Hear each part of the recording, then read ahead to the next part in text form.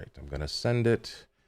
What is up, everybody? Welcome back to another episode of the Effin' Growth live stream. We're getting up here. We're at number 23 on the countdown. We got excited the other day thinking about 100 episodes, even though it's still like so far away. That's like 2 years from now. But I don't know why that number's stuck in my head. It's like, if we get to 100 episodes, I'll be so excited of what we've done here, because that's a lot of consistency. But anyway, today we're going to talk all about where to find Webflow talent. We've been talking over the last couple weeks about community and about connections. We've teased this agency incubator project. So if you were on the stream last week, we did this big interactive Miro board about how to get involved in the community. And one of the things we covered was the agency incubator. And part of that is like how to recruit talent. And so this is going to be a sneak peek. This episode is just going to be a sneak peek of how to find talent, where to find talent. We're going to go through our typical disclaimer like we usually do before we get into this. But before we get too far into the show, let's effing grow.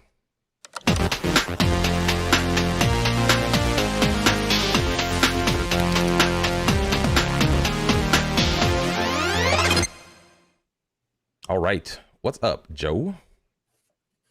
Hey, how's it going? Yeah, another episode. I'm excited about this one because this is something I've been thinking about and doing for the past 3 years. Finding Webflow talent. That's what we're doing at Finsweet, trying to bring people into our company that have talent. So talking about this is very exciting for me. Yep. Real quick, let's say hello to the crew. We got Babas here, Victor crew. What's up, Ayush? Slawek, Ariel T, let's see, Magdalena's in the house, Aditya's in the house, Jay Poucher, Gabe Perez, Brandon Tancock, Carrie Craver. What is up? Mike Elrod popping in here. Go ahead and give that video a like. If you're not subscribed to the channel, we'd love and appreciate that. And if you're really feeling generous, go ahead and share this with a friend so they can join us today and learn about how to find top talent in the world of Webflow. So we always start the episode with a disclaimer. So Joe, how does our disclaimer go today? What's the first item on the block? This episode is about finding or recruiting people to your agency or making partnerships or connections with people in the Webflow community. It's about making meaningful connections, either joining teams or making friends, really. Yeah. That's what this is more about, over something like finding new clients or finding new job opportunities. That's not what this episode's about. That's a different episode. Yeah. We're focused less on the transactional aspect of this and more on how do you build meaningful relationships long term? Where do you find the talent that's going to really help you elevate your career? So we're not talking about how do you hire some person to do a nominal task, or how do you delegate your Lottie files illustrations. Like, that's not this episode.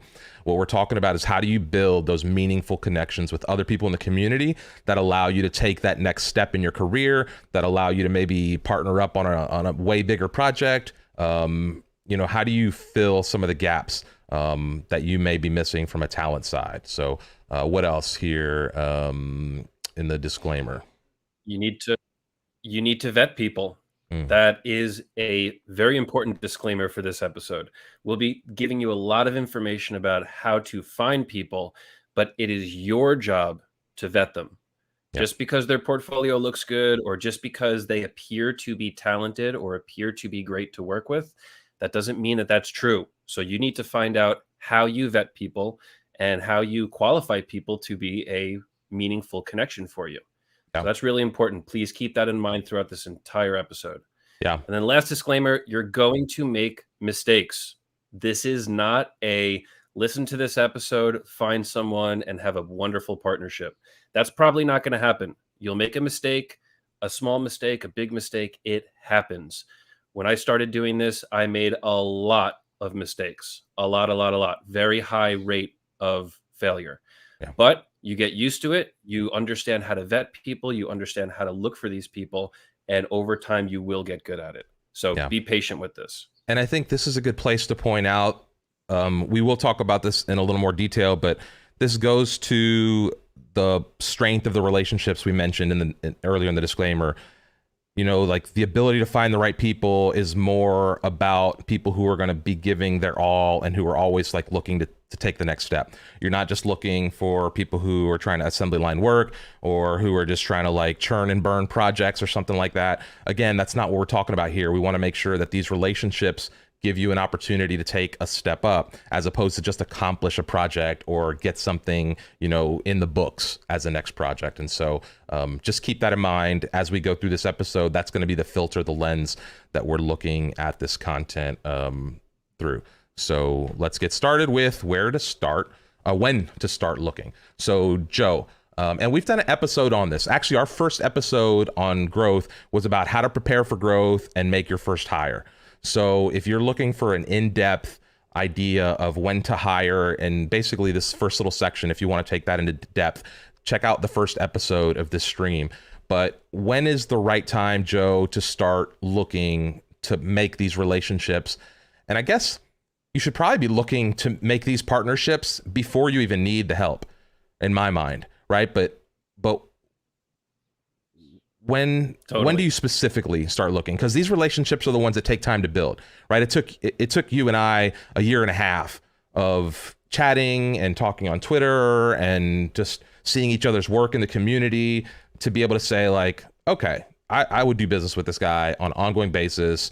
Let's figure out how to do something more here. So when do you think, like, talk through some of that experience from your perspective? Sure. I like to think of two primary reasons why you would look for talent.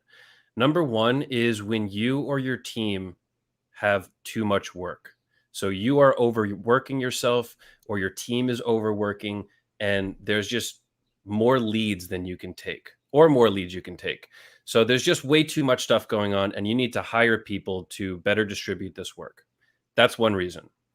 Number two, it's when you're not good at something, when you're looking for someone with complementing skills. And this is why Rymar is on the team, because he is so much better at something than I am. And I knew that I needed to hire out for that. He has this very special skill of community, marketing, and putting these efforts into business. So that is something that I'm not very familiar with. And he had the experience. So that was the sign to hire Rymar. It wasn't because of too much work. So those are the big two reasons. And those two reasons are going to happen continuously as your business grows. There'll be too much work. You have to bring someone on, or you are now in this need of a new skill. Your business is growing and you need this brand new skill that was no longer there, that wasn't there before. That's when I like to look for talent. Yeah. And we had a when not to look in there too, to not hire people just because you don't want to do the work, right? The time to hire people or the time to like find this talent is not just because you want to offload all the shit work that you don't want to do, right? Building a successful business requires some shit work. It requires being in the trenches. And it's hard if you start thinking you're just going to outsource all the crap work that comes with building a business because you want to like build a machine and you have processes and blah, blah, whatever. You're going to miss out on some of the important parts that come along with building a successful business, overcoming some of those hurdles, understanding how shitty that work is, and therefore not overloading people with that work when you pass it on. And so this is not necessarily like, I know there's some business gurus out there who are just like, oh, you know, get on Fiverr, get on Upwork, hire a bunch of virtual assistants, delegate all your work, build processes, blah, blah. Okay. Some of that works. Some people have built cool businesses around that. We're not looking to build a cool business, right? We're looking to build something special, right? We're looking to build the next Finsweet. We're looking to build the next like cool, whatever it is, right? If you're here, you're listening to this stuff, you're trying to do something more than just another agency that handles like the local mom and pop businesses in your market, right? Those are a dime a dozen. There's all sorts of, and maybe that is what you want to do, but we're thinking you're trying to like take that next step. And that kind of involves understanding, seeing that whole picture. I don't know. Did I miss anything as part of that?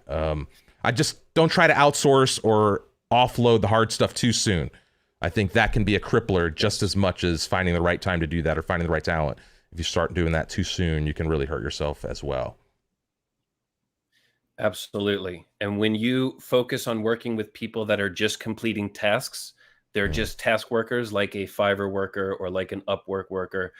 You're not building a culture. You're not building your team. You're just getting through a statement of work. You're getting through a contract, satisfying that contract, and move on to the next one. Yeah.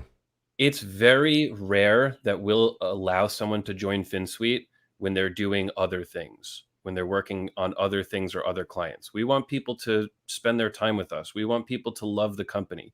That's a really important piece of growing your business. And you're not going to find that on Upwork. You're not going to find that on Fiverr. Yeah. And that can be hard to do, right? Especially if Very, you're early on. Very hard.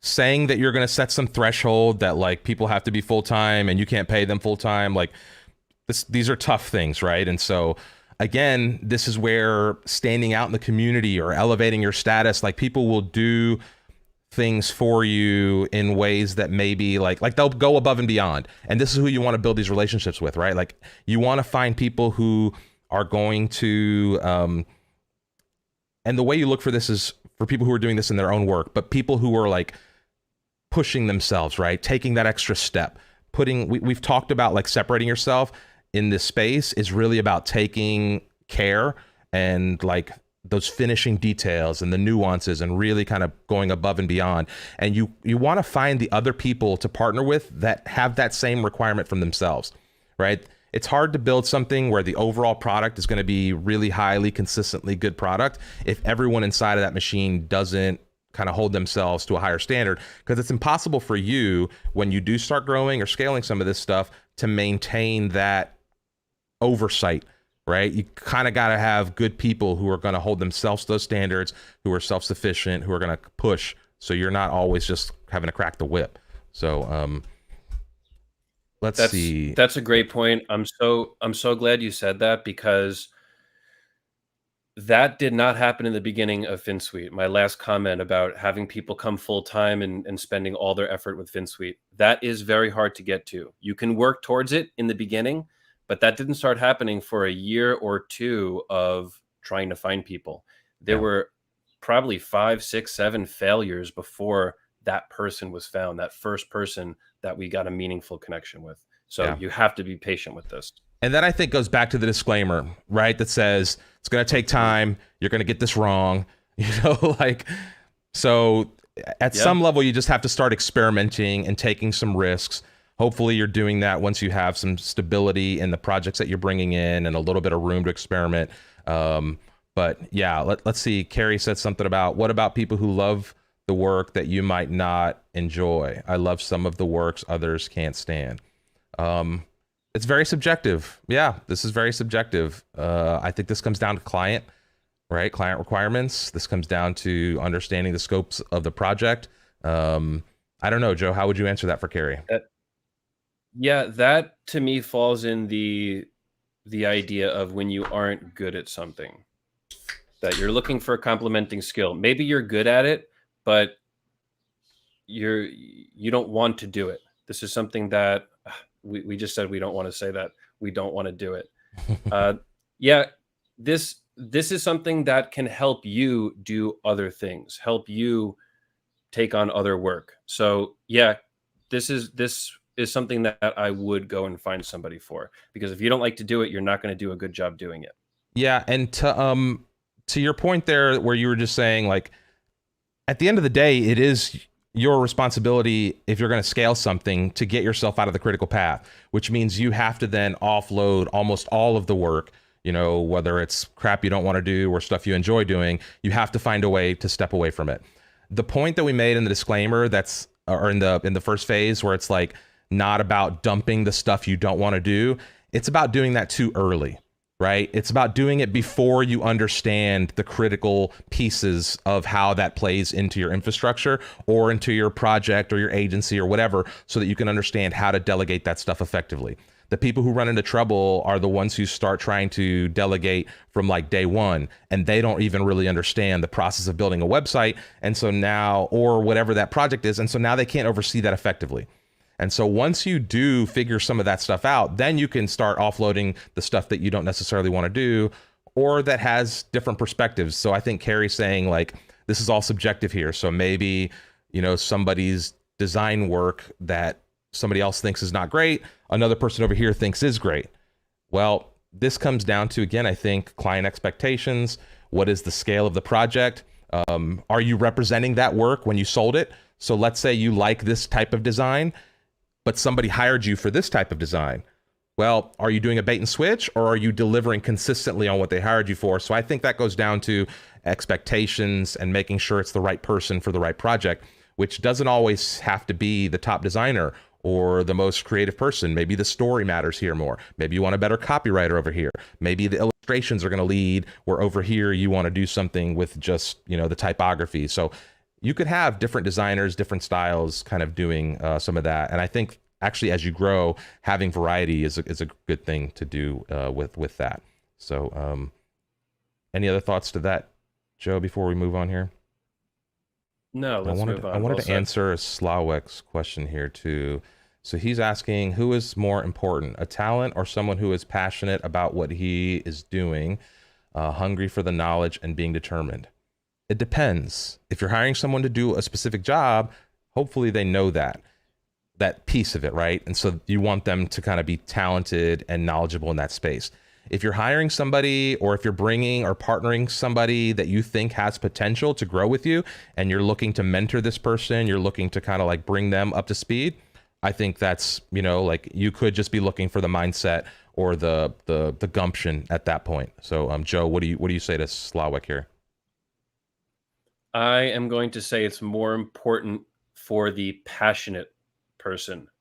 I think that's more important than talent, because you can be as talented as you want. If you're not passionate about the work, I do believe that shows.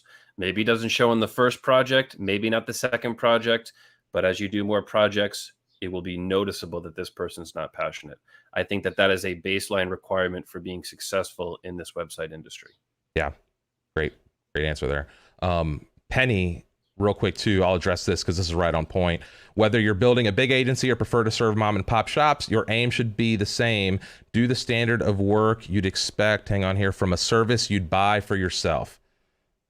Penny, I couldn't have said that better. I literally couldn't have said that better. Nailed it. You know, it's about holding yourself up to a standard, because a lot of people who end up with the big sites are the ones that started with the small sites, and they keep doing exactly that, Penny. They set the bar, they take a next step, do something a little better, and then that leads to the next project. And so, yeah, I agree. Just holding yourself to account, regardless of the size of the project, is something that will never go wrong, will never do you wrong. So, okay, let's jump out of these comments. Let's get back to where to look, which is kind of, we tap this all the time, and Slawek was on this a little earlier. He's just kind of like, we're gonna give up the show to him. He goes, and this reads almost like our notes here. It's like showcase, clone comp in the Webflow community, Facebook group, YouTube. These are the most achievable places at the moment. I think he finishes with I think. So where to look? Did Slavic get it right here? Did he miss anything? Where are we looking? Joe, this looks like your list in the notes here. So what do you say? Nailed it. I'll just read my list and show how similar it is. Where to look? Showcase. That's a huge one. The forum. People are showing how much they know about Webflow. Facebook group. A lot of good activity happening in there. Twitter. A lot of good activity happening in there. Also, joining strong and experienced micro communities. Like what we're doing at Finsweet. Our live shows, we're going to give you a story of how our live shows are actually helping us find talent. People like Pixel Geek, Flow-based Discord, Flamingo. These are communities of people inside websites that are being led by people who are experienced. And following people who are experienced, you're going to get usually you'll get a really good set of people that are part of that community. So joining these communities, joining these social platforms, being more active in the showcase and the forum, this is how you are going to naturally find people in this industry. Yeah. And what's the old parable? You're known by the company you keep. And so as you hang around in these other groups, right, as you start connecting with the Pixel Geek community, or Timothy Rick's Patreon community, or Mackenzie Child's Flamingo, or Tom Becker's has his Flow-base, has a big, Discord channel. Like, all of these people are like creating really interesting things, very strong communities with high-level users in the space, right?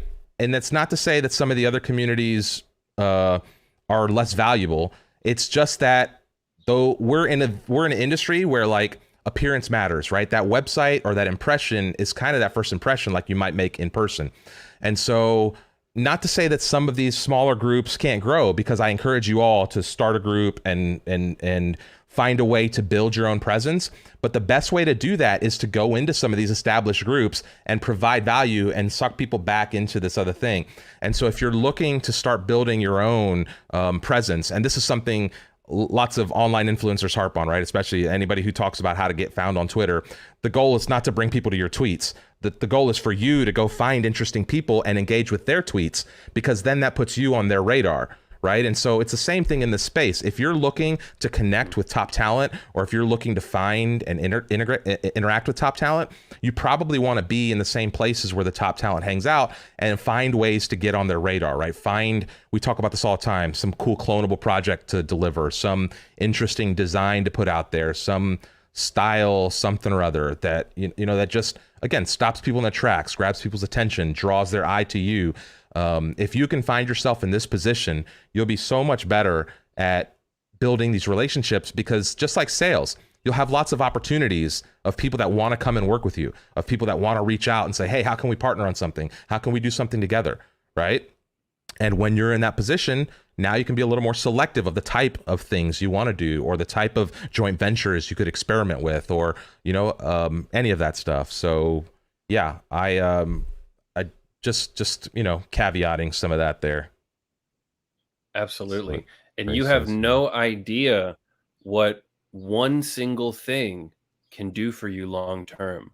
One comment inside a Facebook group post, one tweet that somebody sees and finds interesting, one forum post that helps somebody solve their problem. That one thing can lead to a very powerful connection for you. There have been a lot of times where I've reached out to people because they had a really intelligent Facebook group comment answer, that they answered somebody's question in a very smart way. And I reached out and said, hey, let's talk. That was a really great response there. Yeah. So you have no idea what little tiny thing you can do makes a big impact. Yeah. That's what this is about. Doing those little tiny things to have the big impact. What's up, Thomas? Let's see. Michael made a good point here. Small clients are the ones that take us to the next level. When you're starting, 100%, right? It's very rare that you start out in this industry and you're starting with the VIP clients. So for sure. And then he finishes up with and open doors we couldn't. So yeah, small clients often know bigger clients, right? They become great referral sources. So going back to Penny's point of holding yourself to that high standard, opens doors. And then, who knows where that, like Joe said, where one relationship leads to the next thing, or where one comment, one interaction, one something puts you on a map. When I first started getting into this space, I was, and not first started getting into this space, but after I had decided like this space was great. And I saw this job for the head of community at Webflow, I built a website because I'm like, this is what better way to get Webflow's attention than to build a website. And I built this Hire Me portfolio page that people still talk to me about to this day, right? It's still in my portfolio. People are still like, oh, I remember when that posted. And doing a grand gesture, something like that, it may not always hit, but again, finding a way to look out, to stand out from the crowd really helps bring those people to you. And so where to look is great, right? You can go find people all the time. You can go try to chase people down all the time. But if you get the people to come find you, it's a whole different ball of wax, right? A whole different ball of wax. And that's something that we're starting to do here, that this growth show and our critique show, it's starting to bring people into our community and helping us identify talent as we grow Finsweet. And we have a success story. We have Luca, who submitted a site on critique. We reviewed the site on critique, gave a lot of issues, gave a lot of praise. He wrote an email after really thanking us for that review. A few conversations later, and now he is designing the illustrations for Clone Comp for us. So we're now actively working with him. This seems like it's going to be a strong relationship. And we found this person through them submitting on critique and us critiquing their website live. Yeah. That's awesome. I love that we're now bringing people to us and giving people a way to be found through these shows. Yeah. And don't think you have to be going viral or have huge audiences for this stuff to be effective. Years ago, I was doing this thing locally where I like the local news started a paywall on their website. And so I paid for the paywall and I would literally get online and read the news on a live stream. And like, it wasn't super popular, but I had like, 400 or 500 views per episode kind of thing, 600 views per episode. And a client saw, it wasn't a client at the time, but somebody saw that and liked my style, liked my attitude, my approach, whatever. And they reached out and they were like, hey, can we work with you on X? And that led to a really big project. Actually, it led to my biggest Webflow project, reading the local news, right, in my local market. And so like, to do these things does not require hundreds of thousands of views or millions of Facebook, likes or Twitter followers or whatever, right? It requires high quality content. It requires you being dedicated to provide value back to the audience at whatever scale that may be. And it requires some level of consistency, right? It wasn't the first episode where I'm reading the news where this person reached out. They saw me doing this over the course of months, and they're like, okay, right? Because when you see somebody with dedication to a cause or dedication to a certain thing, you're like, this person could be a great partnership. This could be, he's got talent, right? So going to the point before, do you need the talent or do you want the attitude, which is more important? Well, in this instance, they can see both, right? So I can see, look at this consistency. Maybe they don't have 1 million views on YouTube, but maybe we could help with some marketing assets, but the content is there. The meat is there, right? Maybe this person isn't landing the $1 million website projects, but look at what they are building. Look at the technical nature of this. Look how beautiful they are. Look how, nice they are. And so like all of these things can scale and amplify. And you don't, again, have to worry about doing them for massive audiences. The audiences will grow over time as long as you consistently provide value inside of your work. Awesome. That is just so accurate. It's so true that you have to be patient with this. We keep saying this on this episode. You're not going to build something, launch it, and something's going to happen immediately. There are projects we launched years ago that we're just starting to hear people talk about now. And that was never expected, but that's what happens. Yeah. And also, it's not just about creating something and waiting for people to find it. We are now starting to look at active connections. And that's what we're doing at CloneComp here, that this is a way to connect with people active, in real time, live, at an event. And that's how you can also make an impact on people. That right. You may meet one person at CloneComp, and that one person is going to help you do something really awesome. Yep. That's powerful. And you can meet that person just by showing up, just by having a good conversation and talking to them. You don't even have to go and build a clonable or build some piece of content. Yeah. But we are giving you this opportunity to meet people. That's great. Right. Think about the open house event that we hosted where Bryant and Vlad were just walking around, and like, how often do you get a chance to just bump into Vlad in the hallway of some virtual event and chat with them, right? But if you don't show up, then you don't get that chance, regardless of what happens at the event. And it's not always going to be a Vlad, right? It may just be Joe. It may just be me. It may be the next person you collaborate on a project with, right? It doesn't have to be, it doesn't have to be this real high level person. And Grace brings up this really good point. I wanted to highlight this comment from Grace. Where did it go? Let's see. There it is. The great thing, and this will go perfect into like our next little section of finding the right fit. But the great thing about the Webflow community is that everyone loves talking about Webflow, and you already have something in common to connect with. So it does become like real easy to make these connections, because Webflow, in my mind, is like a superpower that we unlock inside of ourselves. And so when you know that power and you understand like the ability that this thing gives you to connect with other people, to be able to talk to other people about this, because it's the same story, right? It's somebody who's been a designer for a while, or who's been working with WordPress or Wix or something like that, and they've always kind of been handcuffed with what they can build. And now Webflow just unlocks all of that. And that superpower is like a really easy to connect, right? It's easy to just build these conversations and to find real good connections. So Joe, on finding the right fit, right? Because we've already established that people are going to get some of this wrong. The timing matters as to when they do some of this. So how do they increase their odds of finding the right fit of making sure that these connections stick and that the relationships are valuable moving forward?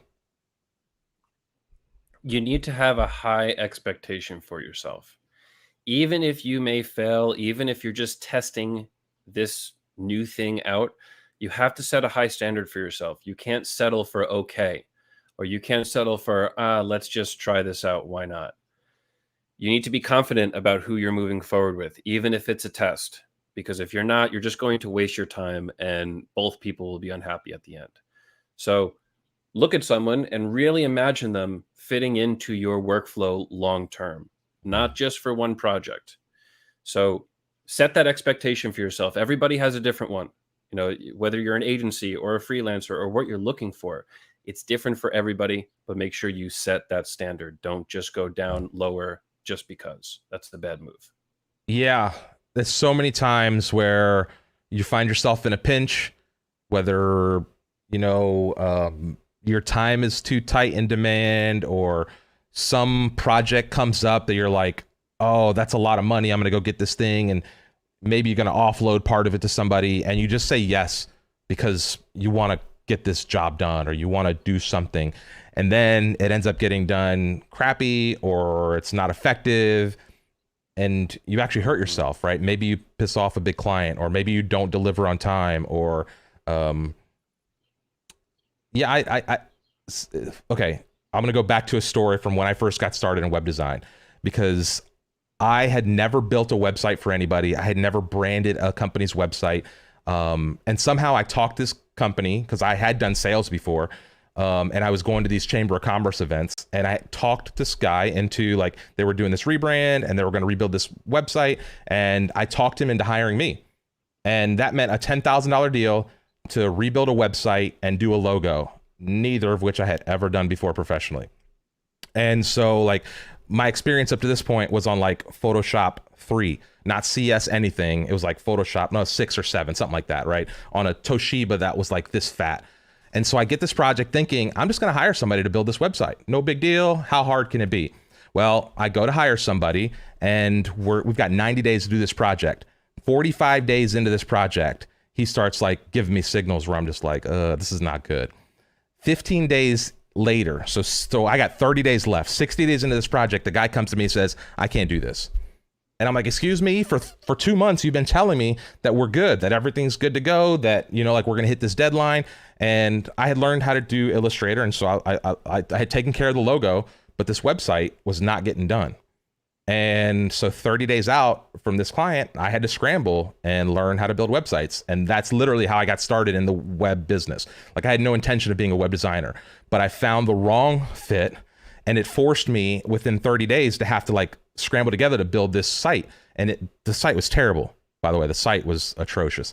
But it did what the client wanted. And I had such a good relationship with the client that I promised them like, don't worry, I'm going to fix this for you. This is going to be beautiful. I explained a little bit about what happened. And over the course of the next year, as I learned WordPress, I built them a beautiful site, big, nice, well-designed, like everything was just good. And I made up for this mistake. But what I thought was going to be a shortcut, what I thought was going to be a big win, goes back to our disclaimer. I tried to delegate too early. I didn't know how to manage a web design client. I didn't know what to look for in this person to make sure that the checkpoints were being hit or that we were moving in the right direction. Even the technologies, like I didn't even know what to ask him. So he was building in one stack and we needed to be in another stack. And so like there was all these it was just all the wrong things. And so just goes to show that like making sure you find that right fit and that you understand how to manage and control that process, because at the end of the day, you're the one that holds the cards, right? If you close a deal, if it's your business, if it's your agency, it doesn't matter if Joe Schmo wrecked the day. At the end of the day, it comes up on you, right? It doesn't matter if it was, Steve or Joe that messed up. No offense, Joe. But yeah, like it's you. At the end of the day, it's you. It's your brand. So, yeah, I don't know. Just wanted to share that story because it was like, yeah, I remember stressing out so hard trying to figure out how I was going to build that guy's website. And it was the biggest project I had ever landed, like literally. It's good that you said yes to that because I am happy that you landed in the website field. Yeah. But don't be afraid to say no. That's a big message in that story, that even if you can find a way that it works and find this person to delegate the work to, or form this partnership right before the project, that's a big risk. And if you don't feel right about it, if you haven't done a proper test with this person yet and really tested out the working relationship, Yeah. you may want to just say no. You may want to end the relationship, whether it's ending the relationship with the client, whether it's ending the relationship with this new community contact you're trying to communicate with. Just be very aware of it. Don't be locked into any type of relationship unless you really want to be locked into that relationship. Right. Yeah. And again, there's a lot of things that I wish I had known going into that, because like I wasn't networking in the space, right? This was like, when I got this project, I was like, who do I know that does websites? And it was like a scramble mode to find somebody, versus, oh, I've got these 6 people over here that I know do really quality work that I've been kind of interacting with. Let me pull, one of them on for this project. And so, yeah, knowing when to say no, knowing when to walk away. I don't know that I would have said no to that project anyway, because I to be honest, I needed the money in the moment. And I was going to find a way to do it. Right. So like, sometimes in this business, I think you have to challenge yourself, but you should put yourself in as many positions not to be able to drop that ball, right? Because that could have been the last web design project I ever did. Had I not had the relationship I had with them over time, and was offering value on the content side of things. So the website was not like, we were doing some marketing stuff. And so that I was good at, that I was strong at. And so the website became a tool that I was like, don't worry, this will get better as we go. This is how it works. You got to constantly iterate on this thing, And so like I started finding ways to keep that moving, which sometimes you have to be scrappy early on, which is why we can give you good advice now. It's because we made all the mistakes already, right? So a lot of the times when we tell you this stuff, it's not just because, we like to say it. It's because we've been there. Yeah, absolutely. Yeah. Brandon's saying a good point here. Your agency is only as good as your last project, but consider your project is only as good as your weakest link. Yeah, perfect. Nice. That's a good one. Slowway, 10K sounds always like I'm able to do it. Yeah, I hear you. I think I had like $6 in my bank account at the time. Literally, I had stumbled my way into, it's a long story, so we won't get into it, but I had like $6 in my bank account. I was living in a spare bedroom of a friend who had given me a couple bucks to start this enterprise, this tech thing that I was doing, which again, had no idea how I was doing. And I just, I almost blew it. I almost showed up late to the meeting that morning because I overslept, because I couldn't sleep the night before. And one day I'll share the whole story of that morning. But yeah, it was a wild entry into the world of web design. But yeah, like Slawik's saying here, sometimes you just got to take the gig, sometimes you just got to like make it happen. And that's a lot of times how you learn, right? Trial by fire. So all of our advice here is just, sometimes you got to throw it out the window and just find a way to make shit work. But as often as possible, when you can find quality people to do that with, to lean on, to ask for advice, right? I didn't have any mentors back then. Now I have people that I could reach out to and I could say, hey, how should I do this? Or, and those are not necessarily like relationships that I paid for. They're just relationships you build with other talented people in the space, so that over time, as you need something, you can make those asks. You have a network to like fall back on, or to be able to ask for advice. And, that doesn't always have to be transactional. That doesn't always have to be you paying somebody dollars for that stuff. It could be, value you exchange in lots of other ways. So anything else before we slide over to the next tab here? Nope. That goes right into making a connection. That making this connection is such an important part of this business. Whether you're making connections with clients, with the people in the community, with people on your team, you have to form some type of connection past just doing the work. Of course, you need to do the work. You need to get it done. We have agreements. We have businesses. It has to happen. But when you have a connection, you get more power. You get more control. You get more transparency. You get better communication for both parties. This is for both parties. And because of that, your working relationship is going to be much stronger. It's going to last longer. It's going to be more effective, more efficient. It's a win-win-win. So let's talk a little bit about how to make these connections and how to start making the connection from someone you just met. So the first one, do a test. Do some type of test that is going to prove your working relationship.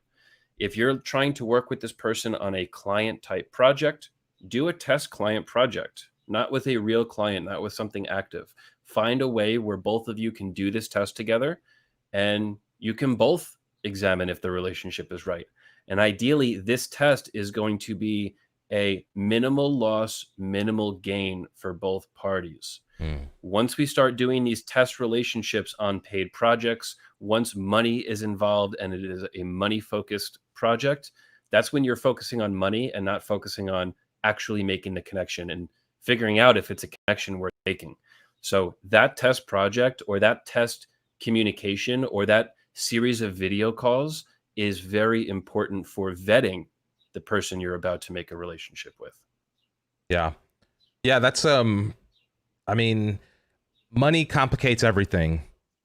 And in the world of for-profit web design, there's always a money component.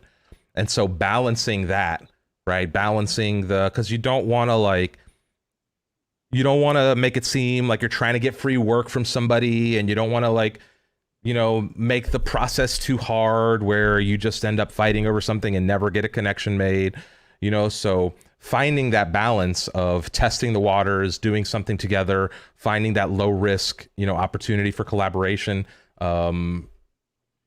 which again goes to why having some of this community stuff or having a lot of different tentacles to your operation is helpful, because that means there's lots of other places to test things, right? With this Luca thing, bringing somebody in to do some illustrations on Clone Comp, or with some of our client first stuff that we're trying to evolve. It's a great opportunity for us to test new developers by having them look at some of this client first stuff and see how easily they can adapt some of these processes, right? This allows us to see, can they come and work inside of the framework that we're testing? And these are very low friction tests, right? And they're not client projects, so we're not passing off, people's work to clients. Because I think that's not good, right? If you're not paying people and then you're passing that off for client work, in my mind, that's a no-no. So yeah, finding those low risk ways to test those connections and be able to because you don't want to dive in head first, right? You don't know how deep the water is. You never dive in head first into shallow water, right? And so you always want to test that water out before you decide to sign some big contract or some big partnership agreement or whatever it may be. So what else do we have here on? How about a really good example of that? Something very minimal loss, minimal gain is a clonable. This is a great opportunity to work together with somebody. It's not based on client work. Maybe you need some additional tests to test the client side of things, but you can do a lot of your working relationship tests by teaming together to form a clonable. Imagine, Showcase Clonable. This company and this company have come together to do XYZ clonable, or this person and this person, or this person and this company. That's a really easy way to get started. Both companies can win. If one company doesn't show up or somebody doesn't deliver up to standards, nobody is contractually obligated to do something. So there's no big problem. It's a great way to do it. Yep. Great. Okay. Are we moving on into closing the deal here? Or do you have anything else on the making the connection? Yeah, I guess let's go into the... Do you want to make that final point about letting the person do their work once you actually do make the connection? Yeah. So important. And this is hard to do. It does take a lot of dedication to go from doing all the work yourself, building the website yourself, talking to the client yourself, designing the website yourself, to now having somebody else do that on your behalf. So you, as the agency founder or the person with their name on the contract, you have an obligation to deliver this work. And now somebody else is doing it. A lot of people see this and they micromanage. That's their solution to this. They tell someone exactly what to do, how to do it, and how to do it their way.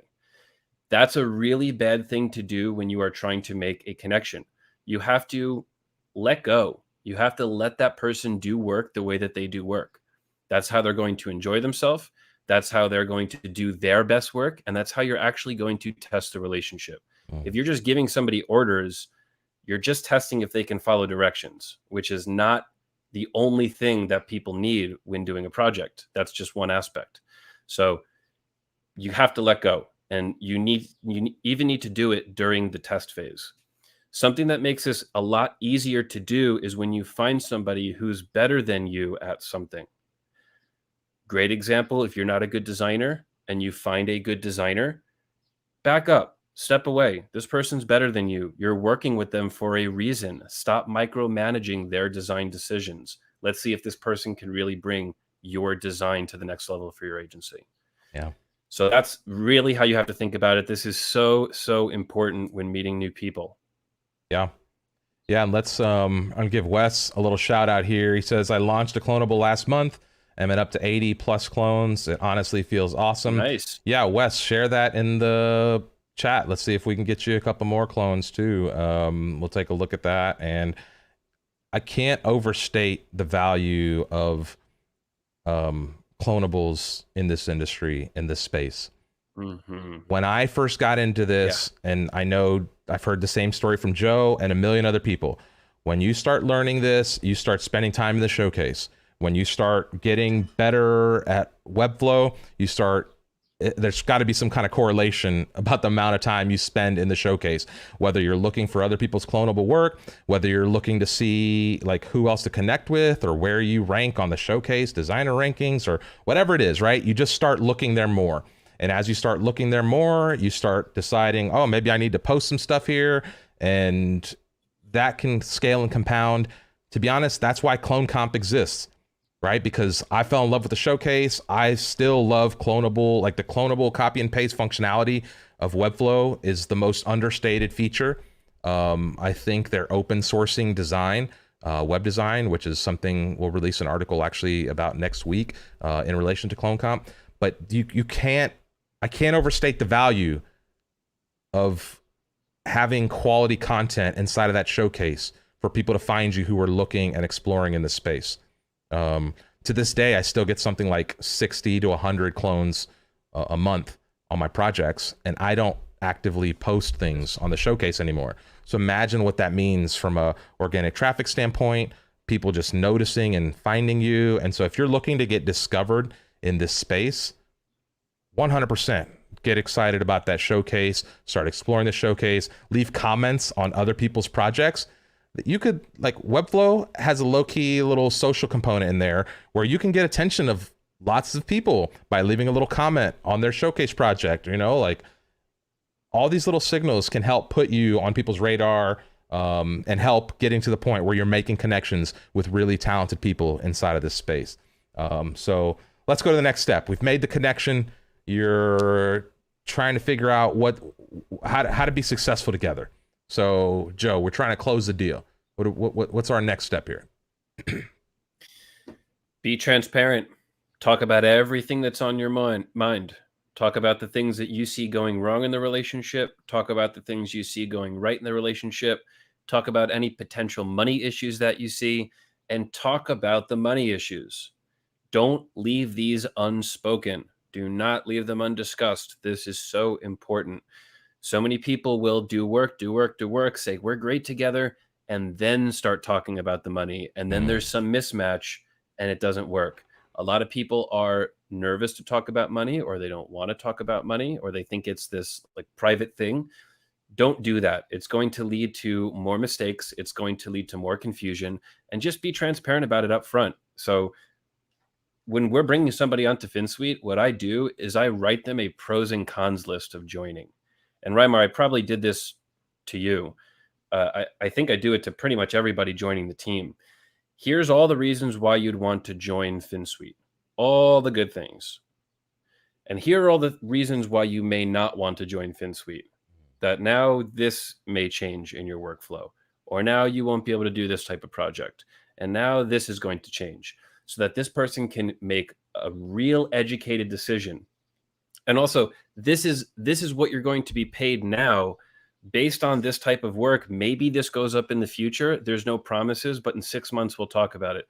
Say everything. Be transparent. Let that person make a real educated decision if they should continue moving forward with you. Yeah. And so many people do not do this right now. Yeah. Yeah. Anybody who knows anything about negotiation is that if you wait until that last minute to talk about money or to try to get the specifics, like, you're going to blow up the deal every time. Literally, you're just you're going to explode the deal every single time. If you wait until the end to start talking about that stuff, you have to start the conversation with that. You have to be real frank about what you can afford, what you're looking to get. If it's a partnership agreement, how much are you looking to give up of the agency, or, are you going to start a JV together, or is this a hiring relationship? So how much are they expecting to make on a monthly basis or on a per project basis, or whatever it is?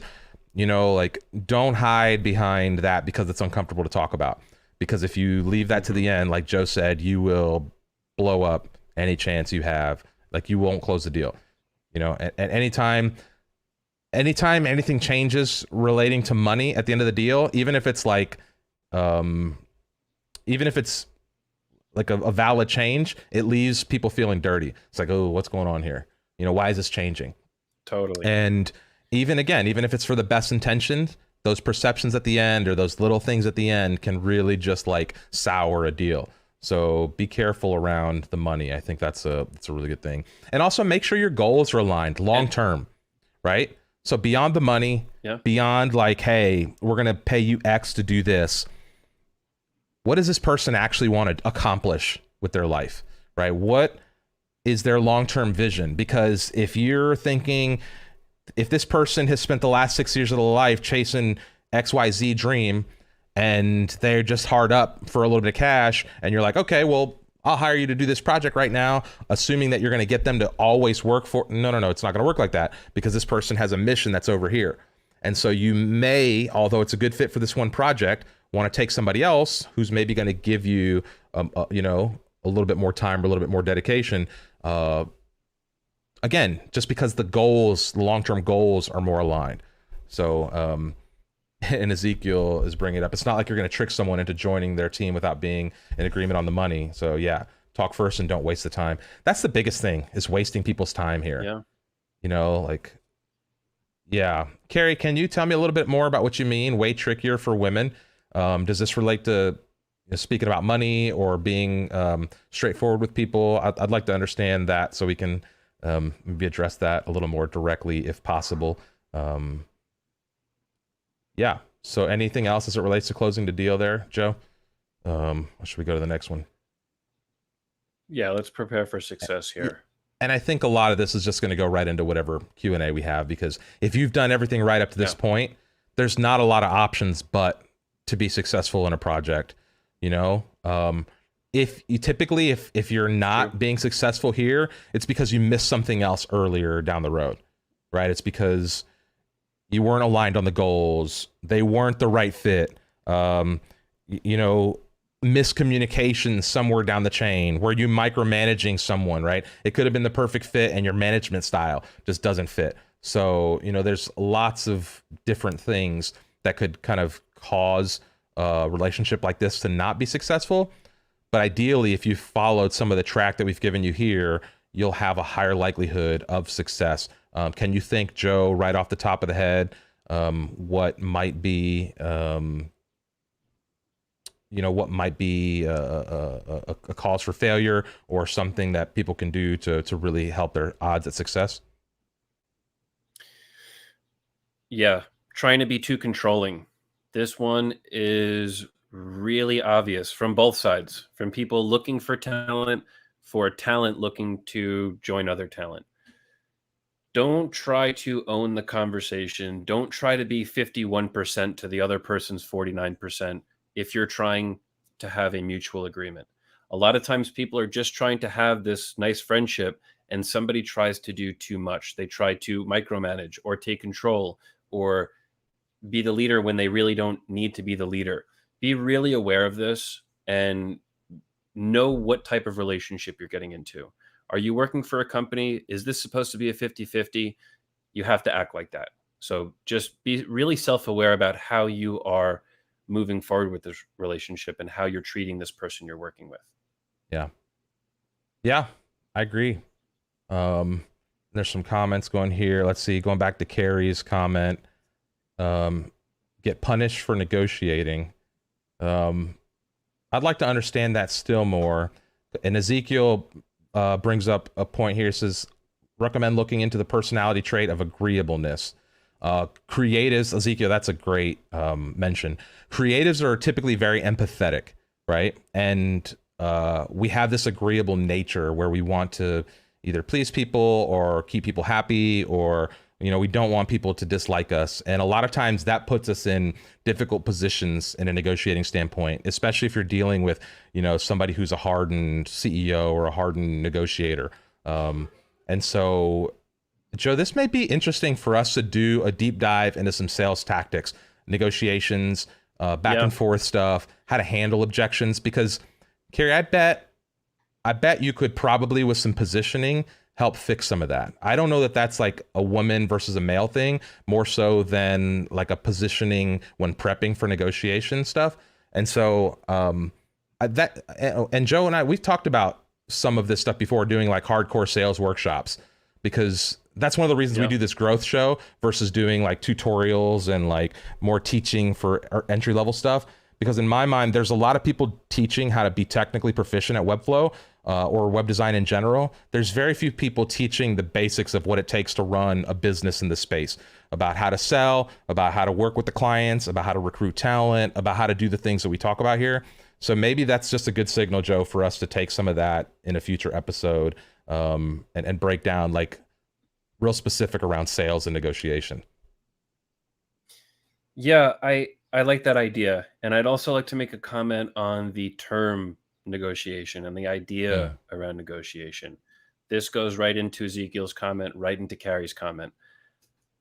Try not to think of this as negotiating. When I think of that word, I think of fighting for your right, fighting for your edge. So what I just said before, don't try to overpower somebody. Don't try to, hey, I want to get the best out of this agreement than I possibly can. That's not the best way to enter an agreement. And that's what negotiation is all about, in my eyes, that it's getting your higher place in this relationship. So try not to think about negotiation, and instead think about, how do we make this work? How can our goals be aligned? How can our money requirements be aligned so we're both happy? That's it. When you start approaching these negotiations like that, I think you're going to find a lot more success in people wanting to work with you and wanting to listen to you, because that's a much more mutual and, hey, let's make this thing work mentality than, hey, I want this much money. What's your counter offer to that? So I do think we should talk about this. I have a lot to say about this. I never like to use the term negotiate. I really don't. Yeah. And that's, negotiation. I think it does have a little bit of that, kind of like aggressive tone, and not necessarily aggressive, but like, what's the word I'm looking for? Like conflict. Like it kind of implies conflict, right? Like if we're negotiating or something, there's some back and forth. And so while the process may be negotiation, thinking about it in a different way, thinking about it in a win-win, thinking about, how to remove some of that confrontation from the process. And that goes to it. We can't get into this because there's so much into being indifferent and to coming off as if you don't care when you do care, right? Like in sales, there's a thing called indifference. And if you can master indifference when it comes to negotiating or back and forth, like it's almost impossible to negotiate with somebody who's indifferent, right? And to be indifferent means that if somebody says a project's $10,000, you're like, okay, yeah, no big deal. Or if it's $100,000, no big deal, right? Or acting like you don't really need the project, even if you might, right? Coming off and presenting yourself in certain ways can completely change the dynamic of a sales relationship. And this is where I go back to, I think a lot of what's happening, and this isn't, I don't think this is a male or female thing. This is a creative thing. Creators are really high in empathy, which means they're terrible negotiators because they just want to give in and make people happy, right? Like I have friends all around me. I've seen this in the creative space where they just They want to make sure someone's happy. They want to do right by somebody. They want to use their skills for a good reason. And a lot of times they find themselves being taken advantage of because they don't know how to position themselves, or because they feel it's confrontational to ask for what they believe in or to get what they believe in. And so I think that just reinforces my thought about getting some real hardcore sales stuff, or maybe even doing like workshops on this. This may be smaller scale, less streamy. This could be more like hand-to-hand, face-to-face type stuff. So let's keep that in mind for a future episode, and we'll go ahead and open this up to the Q&A right now. And somebody, Wolfie, brings up a point here. We were supposed to bring this up in our announcements, but we didn't. Wolfie, there was an episode coming up about Webflow e-commerce. We decided to nix that for a number of reasons, which maybe we can get into, but we don't. Yeah, quickly. Essentially, Webflow's e-commerce is just not there yet, and we didn't want to have an episode roasting Webflow e-commerce. Webflow e-commerce is really strong for really simple applications, for some of the more basic stuff, but we don't do a lot of Webflow e-commerce projects. Therefore, we don't consider ourselves Webflow e-commerce experts. So we didn't want to approach an episode which we thought might just turn into, a complaint fest about some of this stuff. And so maybe down the road in another way, we'll talk about Webflow e-commerce. But for right now, we decided to kind of stay away from some of that. We have a nice response from Carrie. I imagine Finsweet contract talks are probably very different than at most companies.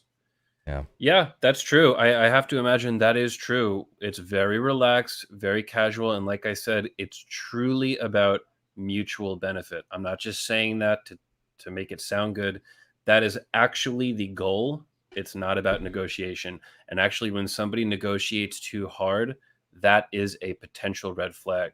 If somebody's sitting there negotiating, and I feel that power from that person of, hey, I'm pushing myself to get this high amount, that is a red flag. So yeah, I bet it is very different. And so listening to this stuff, hopefully more companies will be moving to this type of model in the future. But yes, that's right, Carrie. Yeah, Carrie, and it's also just it comes from this it's very lackadaisical methodology where, like, again, going back to that indifference, where it's just like, we don't need the relationship. You don't necessarily need the next project, right? It's different if you don't have a bank of projects, and it's different if you don't have someone like Joe running this, because this takes a very specific type of mindset to operate.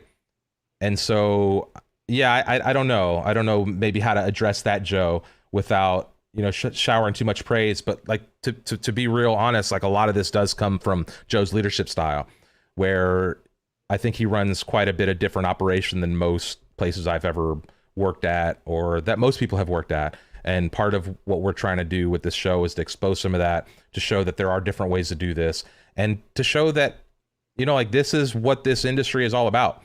In my mind, all of this stuff that we're doing is about rewriting the rules for how the world works and how we can work together. And we're very blessed to be able to provide value and to earn our income at the ends of these screens. And so finding new ways to make those mutually beneficial relationships still result in profitable and growing businesses is kind of our responsibility in this modern world. And so that's all I'll leave on some of that. That's all I'll say on that. Nice. How do I follow up that? Yeah. That's it. End of episode. Ezekiel, real quick, a point on hiring. Keep scalability in mind. Oftentimes an hourly rate is not the best solution for compensation. It can be difficult to scale.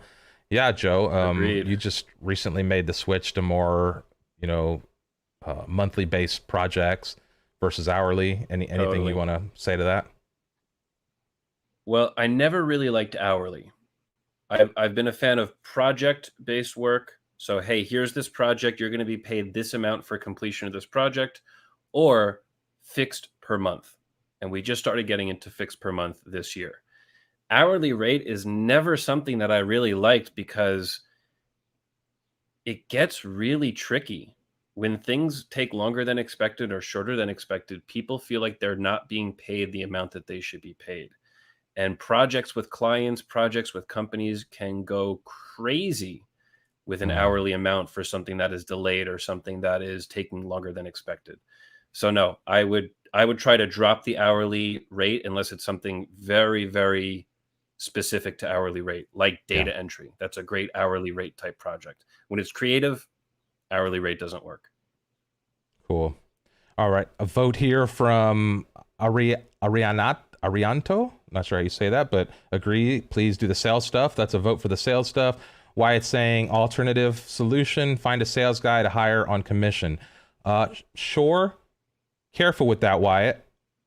As long as this person knows websites, they know Webflow, because the worst thing that you could do is put a salesperson that doesn't know what they're selling out in front of you to sell your products, because salespeople just want to sell, right? If you give a pit bull a piece of meat, he's just going to eat, right? And so salespeople just want to go sell.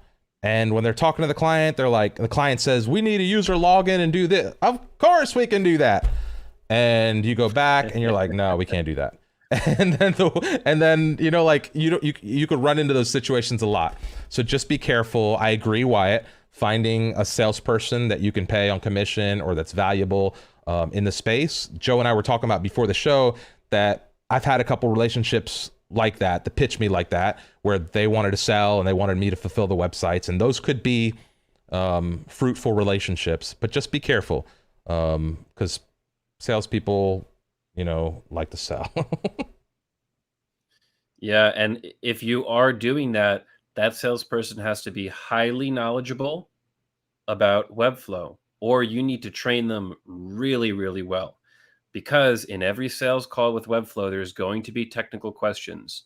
And even if they're simple native Webflow questions, you have to know Webflow in order to answer that. So it took us over a year to find our salesperson.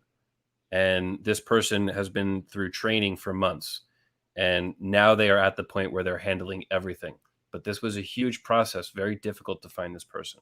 Yeah. And this is But they're out not there.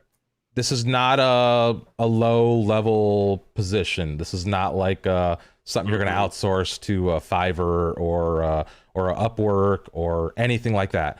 If anything, if you're going to find a quality salesperson, it goes back to what we were talking about at the beginning of the episode, finding those strong relationships, connecting with people in meaningful ways so that you know that this person is going to add value. So Jay's saying, yeah, the salesperson needs to know all the technical things to answer the questions, the correct answers for sure. Industry salespeople with hands-on experience, Brandon, 100%. And Ezekiel saying, how do you know when you need to make a hire? I love the idea of bringing on another Webflow dev, but I'm not sure it's the right time. The thought of a full-time dev is scary. Yeah, we talked about this a little bit at the beginning of the episode. And actually, if you look at episode 1 of the Growth Podcast, Ezekiel, we go in depth on this. But yeah, it can be scary. You probably don't want to make that commitment on hiring somebody full time until you know you can carry that expense, even if you don't land a project, Otherwise, you could be hiring somebody and then letting them go a month later, and that's not going to do anybody any good. And trying the project approach first is going to be safer for you. Bringing somebody on to just do one project, they do it successfully, then they do another project, and after a few projects, then you can be confident to hire that person full time. I'll check out the episode 1. Thanks, Ezekiel. And then Maria, random comment, Rymar, I can almost feel your AC working. I'm jealous. We had a conversation with a couple ladies the other day, and we were talking AC things. And so we keep it nice and cool here at Shea de Ray Ray. It gets hot out here in Florida. So, okay, I think that's all we got. That's episode 23 of Effin' Growth. Joe, any final thoughts for the crowd here? Nice. This was a great one. I hope everybody learned something. And I feel like we got 2 or 3 new episodes that have to be added to the list from this conversation. So those are good too. Let's get into more of these sales things. Let's get into more of these how to create how to create these connections. Yep. Great. Are we doing some co-work today? I cannot. I am Okay. not available for the co-work. Okay, so we skip co-work today. We'll catch you on next week. Join us for Critique Thursday. Let's see, we've got a brand new episode of Critique coming Thursday. Rohan, maybe you can share in the comments for people to submit a website. We're getting lots of cool websites submitted. If you're interested in getting some feedback on a project that you have upcoming, we do these growth streams every Tuesday. And then on Thursdays, we do a critique show where we bring in guest judges from all across the Webflow community to share their thoughts on the different projects. So yeah, please, if you're interested, come see us Thursday. Otherwise, we'll catch you back here next Tuesday. And that's all. I got nothing else. See you guys next episode. Bye. Thanks, everyone.